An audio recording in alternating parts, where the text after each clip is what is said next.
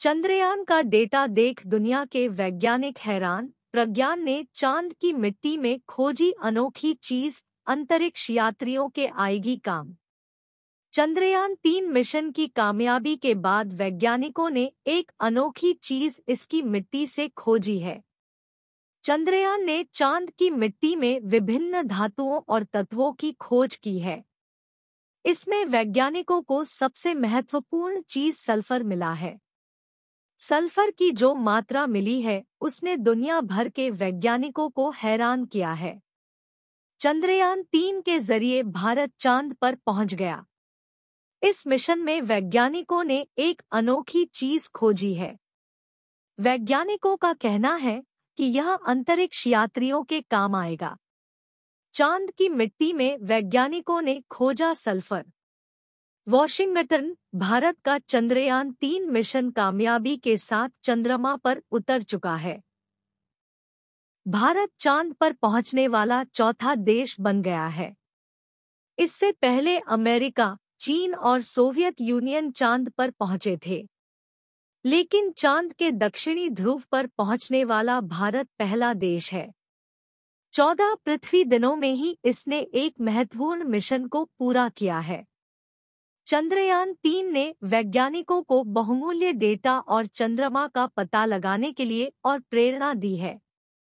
भारतीय अंतरिक्ष अनुसंधान संगठन इसरो ने इनके नतीजों को दुनिया से साझा किया है। चंद्रयान-3 के प्रज्ञान रोवर ने चांद से जुड़ी महत्वपूर्ण जानकारियां दी हैं। चंद्रयान के प्रज्ञान रोवर के डेटा से पता चला है कि इसकी मिट्टी में लोहा, टाइटेनियम, एल्यूमिनियम और कैल्शियम है।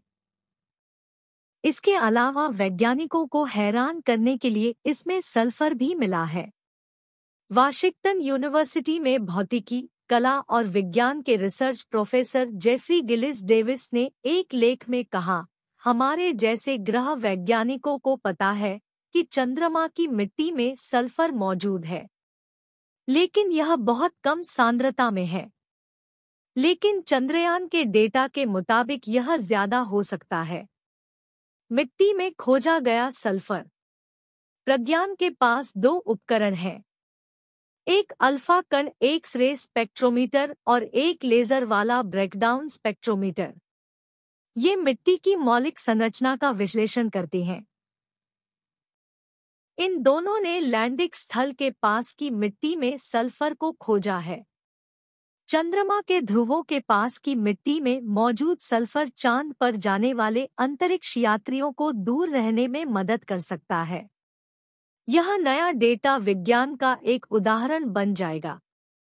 चांद पर मुख्य तौर पर 2 तरह की चट्टानें हैं,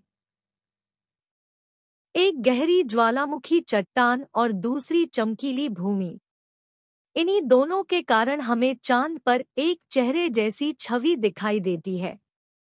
पृथ्वी पर प्रयोगशालाओं में चंद्रमा की चट्टान और मिट्टी की संरचना को मापने वाले वैज्ञानिकों ने पाया कि गहरे ज्वालामुखीय मैदानों की सामग्रियों में चमकीले उच्चभूमि वाले पदार्थों की तुलना में ज्यादा सल्फर होता है।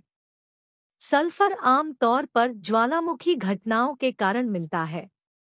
चंद्रमा की गहराई में मौजूद चट्टानों में सल्फर होता है और जब ये चट्टानें पिघलती हैं तो सल्फर मैग्मा का हिस्सा बन जाता है। जब पिघली हुई चट्टान सतह के करीब आती है तो ज्यादातर सल्फर गैस बनकर जल वाष्प और कार्बन डाइऑक्साइड के साथ निकलता है। प्रोफेसर जेफरी ने इसी लेख में लिखा कि लंबे समय से स्पेस एजेंसियां अंतरिक्ष में अपना बेस बनाना चाहती है। सल्फर का इस्तेमाल एक संसाधन के तौर पर सौर सेल और बैटरी बनाने में किया जा सकता है।